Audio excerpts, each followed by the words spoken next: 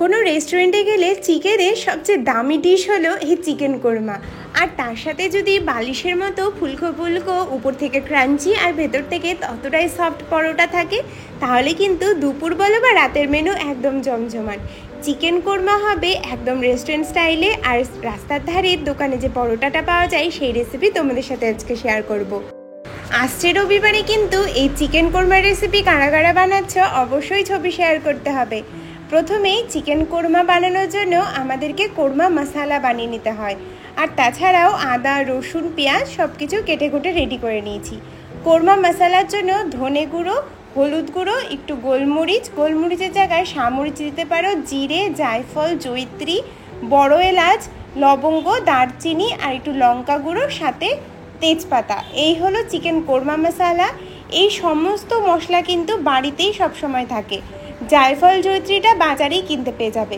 যারা বিরিয়ানি প্রেমী তাদের বাড়িতে তো থাকবেই থাকবে। সমস্ত কিছু মিক্সিতে একদম ডাস্ট করে নিতে হবে। এইটাই হলো কোরমার মেন মশলা পাউডার। যদি বাড়িতে ড্রাই কোকোনাট পাউডার থাকে তাহলে এর সাথে 3 চামচ মতো ড্রাই কোকোনাট পাউডারও এর মধ্যে যোগ করতে পারো।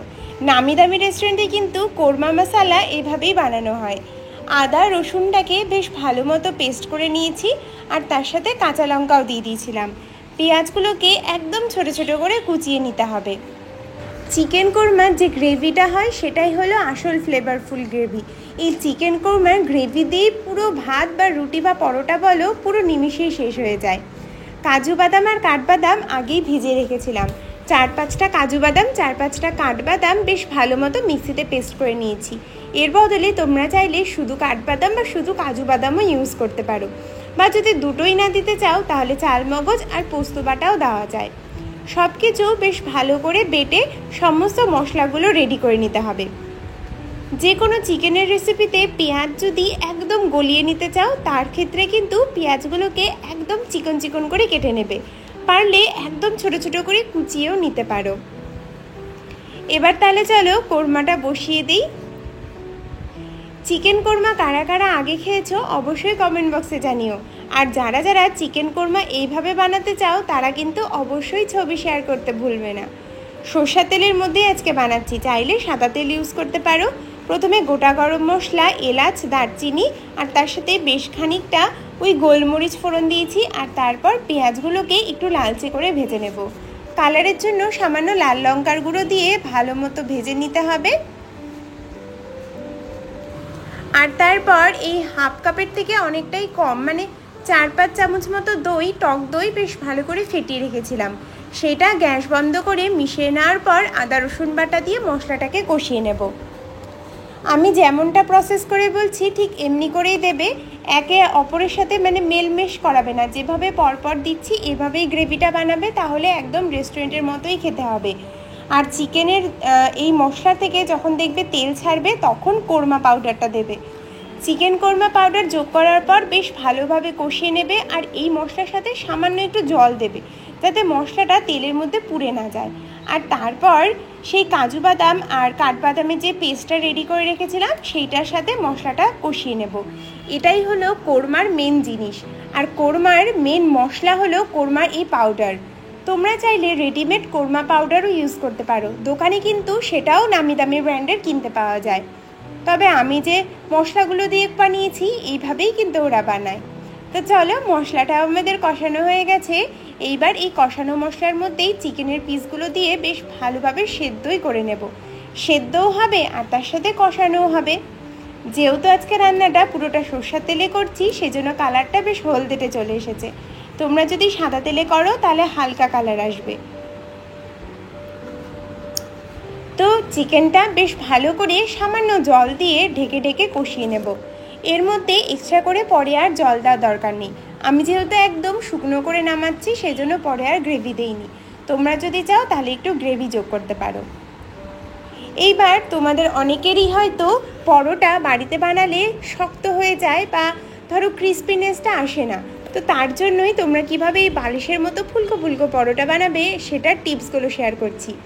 ময়দা নিয়েছি 2 কাপ, তার মধ্যে 1 চামচ চিনি, 1 চামচ লবণ, 3 চামচ মতো সাদা তেল দিয়ে বেশ ভালো করে ময়াম দিয়ে নেব। ভালো করে মানে হলো ময়াম দেওয়াটা হালকা তেলের সাথে ঝরঝরে করে মেখে নিলেই হবে। আর এর মধ্যে যে জিনিসটা দিচ্ছি সেটা হলো 2 চামচ টক দই। হ্যাঁ, এই টক দইটা দেওয়ার জন্যই কিন্তু বেশ সুন্দর নরম হবে পরোটাটা। আর তার সাথে উষ্ণ গরম জল দিয়ে অল্প অল্প করে জল দিয়ে বেশ ভালো করে মেখে নেব। পরোটা শক্ত হবে না নরম হবে তা পুরোটাই কিন্তু এই মাখা আর জলের উপরই ডিপেন্ড করবে। আমি কিন্তু 7 থেকে 8 মিনিট এইভাবে ডলে ডলে মেখে নিয়েছিলাম। আর দেখবে মাখতে মাখতে চিনিটাও নরম হয়ে গেছে, ময়দার ডোটাও বেশ সফট হয়ে গেছে। এই পর্যায়ে বেশ ভালো মতো দানা করে নিয়ে তোমরা চাইলে 1 ঘন্টা 2 ঘন্টা বা 2.5 ঘন্টাও ঢেকে রাখতে পারো। যত ঢেকে রাখবে তত নরম হবে। আমি 1 ঘন্টা মতো ঢেকে রেখেছিলাম। মাঝখানে আমি চিকেন কোরমা কষাতে কষাতে প্রায় 1/2 ঘন্টা পর একটু লেচি বানিয়ে, মানে ময়দার ডোগুলো লেচি বানিয়ে আবারও ঢেকে রেখেছি। এতে না ময়দার ডোটা বেশ সুন্দর নরম হয়ে যায় আর বেলতেও কোনো অসুবিধা হয় না। চিকেন কোরমার গ্রেভিটা কিন্তু আমাদের রেডি হয়ে গেছে, তেলও ছেড়ে দিয়েছে আর গ্রেভিটা আমাদের জন্য একদম পারফেক্ট। খুব বেশি ঝোল এই কোরমায় ভালো লাগে না। এভাবে একবার চিকেন কোরমা বানিয়ে দেখো। আর উপর থেকে 1/2 চামচ মতো কেওড়া জল দিয়েছি। এই কেওড়া জলের জন্যই কিন্তু কোরমার ফ্লেভারটা আসবে।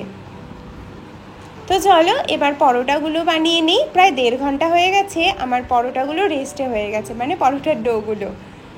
তো বুঝতেই পারছো কতটা নরম হয়েছে। দেখো ডোটা আমি যেভাবে বলছি এইভাবেই বানাবে, একদম মানে সুনাম পাওয়ার মতো পরোটা বানাতে পারবে। সত্যি বলছি, এত সুন্দর হয়। যতটা পাতলা করে বেলতে পারো ততটা পাতলা করে বেলে নেবে। আমি প্রথমে তাওয়ার মধ্যে, মানে যেটার মধ্যে বেলছি, তেল লাগাইনি বলে অতটা পাতলা বেলতে পারিনি। পরেরগুলো তেল দিয়ে ভালো করে বেলেছিলাম, ভীষণ পাতলা করে বেলেছি। আর তারপর উপরে সাদা তেল ব্রাশ করে নিয়ে ময়দার ছিটে দিয়ে যেমনটা ভাঁজ করে দেখাচ্ছি ঠিক তেমনি করে বালিশের মতো ভাঁজ করে নেবে। মানে ওই খামের মতো যেমন ভাঁজ করে এপাশ ওপাশ মাঝখান, এইভাবে ভাঁজ করে আবারও সামান্য তেল দিয়ে ডলে ডলে বেলে নেবে। একদম হালকা হাতে বেলবে, নয়তো পরোটাগুলো কিন্তু ছিঁড়ে যেতে পারে। সুন্দরভাবে এরকম তেল দিয়ে বেললে কোনো অসুবিধা হয় না, খুব তাড়াতাড়ি বেলা হয়ে যায়। আর এইভাবে পরোটা একদিন বানিয়ে দেখো। সিম্পল পরোটা ঘুগনি বা সকালের ব্রেকফাস্ট বা টিফিনের জন্য একদম পারফেক্ট, এত সুন্দর লাগে খেতে। তোমাদেরকে পরে পরোটাগুলো দেখাবো কতটা উপর থেকে ক্রাঞ্চি আর ভেতর থেকে নরম হয়েছিল। আমি একদম চৌকো করে বেলে নিয়েছি। আর হ্যাঁ, যে ফ্রাইং প্যান বা তাওয়াতে তোমরা ভাজবে তার টেম্পারেচারটা মিডিয়াম টু লো রাখবে, হাই ফ্লেমে কিন্তু ভাজবে না। মিডিয়াম টু লো রেখে এপাশ ওপাশ বেশ ভালো মতো সেঁকে নেবে। যদি তোমরা অল্প তেলে সেঁকো তাহলেও কিন্তু পরোটাটা নরম হবে, বাট উপর থেকে ক্রিস্পিনেসটা আসবে না। আর যদি একটু বেশি তেল দিয়ে সেঁকে নাও, মানে ভেজে নাও, তাহলে আমার মতো ক্রিস্পিনেসটা আসবে। তো তোমরা তোমাদের যেটা প্রেফারেবল তোমরা সেইভাবে ভেজে নেবে। যদি অল্প তেলে ভাজো তাহলে একদম সফট হবে, যদি একটু বেশি তেলে ভাজো তাহলে উপরটা ক্রিস্পি হবে, ভেতরটা সফট হবে। আর প্রতিটা পরোটা দেখছো তো কতটা ফুলকো ফুলকো হয়েছে, একদম টুম্বো টুম্বো করে ফুলেছে, বালিশের মতো একদম তুলতুলে হয়েছিল। আমি এইভাবেই 4টে মতো পরোটা বানিয়েছিলাম। এক একটা পরোটা একজনের জন্য পেট ভরাতে সক্ষম, এত সুন্দর লাগে খেতে। যদি কারো মনে হয় যে পরোটাগুলো ভেতর থেকে কাঁচা, তাহলে ভুল। ভেতর থেকেও কিন্তু পরোটাগুলো একদম সুন্দরভাবে ভাজা হয়ে যায়। আমি কিন্তু প্রতিবার পরোটা ভাজার আগে টেম্পারেচারটা একটু কমিয়ে নিচ্ছিলাম, যাতে কোনোভাবেই পরোটাটা দেওয়ার সাথে সাথেই জ্বলে না যায়। লাস্টে এই পরোটাটা দেখো কতটা ফুলেছে। তো আশা করি টিপসগুলো খেয়াল করলে তোমরা কিন্তু বাড়িতেই এরকম ফুলকো পরোটাটা বানাতে পারবে। একবার কিন্তু এই চিকেন কোরমার সাথে পরোটার রেসিপিটা ট্রাই করে দেখতে পারো। শুধু পরোটা বলবো না, ভাত রুটির সাথেও এই চিকেন কোরমার অনবদ্য কম্বিনেশনটা একবার বানিয়ে দেখো। সামনের রবিবার, আগেও বলেছি, এই রবিবারে কিন্তু বানাতেই হচ্ছে। তো এইভাবে চিকেন কোরমার গ্রেভিটা বাড়িতে বানালে কিন্তু রেস্টুরেন্টের থেকে অনেক বেশি সুস্বাদু হয়। হয়তো সেভাবে আমি বাটিতে পরিবেশন করতে পারিনি, তবে একদম রেস্টুরেন্টের মতোই খেতে হয়েছিল। এবার পরোটাটা তোমাদেরকে ভেঙে দেখাচ্ছি, দেখো কতটা লেয়ার হয়েছে আর কতটা ভেতর থেকে সফট। ভেতর থেকে কিন্তু খুব নরম হয়েছে, উপরটা ক্রাঞ্চি আর ভেতরে সফট, ঠিক যেমন রাস্তার ধারে পটায় পরোটাগুলো পাওয়া যায় ঠিক তেমনি। এইভাবে পরোটা বানালে সবার স্বাদ মুখে লেগে থাকবে। একবার পরোটাগুলো এভাবে বানিয়ে দেখো, একদম কোনো দিন ফেল হবে না। আমি প্রতিটা পরোটা তোমাদেরকে ভেঙে দেখালাম যে কতটা সফট হয়েছে আর কতটা মুচমুচে হয়েছে উপরে। হাতে মুঠো করে নিলেই কিন্তু মিলিয়ে যাচ্ছে, এতটা তুলতুলে হয়েছিল। চলো তাহলে এবার সার্ভ করে নেই। আমার ভীষণ প্রিয় লেগ পিস, আর তার সাথে 3-4 পিস দিয়ে আমার এই দুটো পরোটা ছিল দুপুরের মানে লাঞ্চ মেনু। ভাত আর আজকে বানাইনি। কেমন লাগলো আজকের এই রেসিপি অবশ্যই কিন্তু কমেন্ট বক্সে জানিও। আর মাংসর সাথে একটু কাঁচা পেঁয়াজ না হলে আবার চলে না। একদম কষা কষা চিকেন কোরমাটাই বানিয়েছিলাম। যদি গ্রেভি রাখতে চাও তাহলে একটু গ্রেভিও রাখতে পারো। পরোটাগুলো ভীষণ সফট হবে, এইটুকু আমার গ্যারেন্টি। যদি সমস্ত টিপস ফলো করে বানাও কোনো দিন ফেল হবে না। আজকে যে রেসিপিটা তোমাদের সাথে ফলো করছি, বিশ্বাস করো অনেক দিন ধরে ভাবছিলাম। আর এই পরোটাটা অনেক দিন ধরে ভাবছিলাম যে অনেক সমস্যা হয়, প্রথমে আমারও সমস্যা হতো, পরোটা নরম হচ্ছে না। তো আজকের এই রেসিপিটা শেয়ার করাতে মানে আমার নিজেরও খুব ভালো লাগছে যে তোমরা বাড়িতে এভাবে একবার বানিয়ে দেখো, আর অবশ্যই ছবি শেয়ার করতে ভুলো না। আজকের ব্লগটা কিন্তু এখানেই শেষ করছি। দেখা হচ্ছে কালকে আবার নতুন ব্লগে। আর তোমরা সবাই খুব ভালো থেকো, সুস্থ থেকো। যারা যারা শেষ অবধি ব্লগটা দেখেছো তাদেরকে অনেক ধন্যবাদ। চিকেনের তো অনেক কিছুই খেলে, এবার একটু কোরমা হয়ে যাক।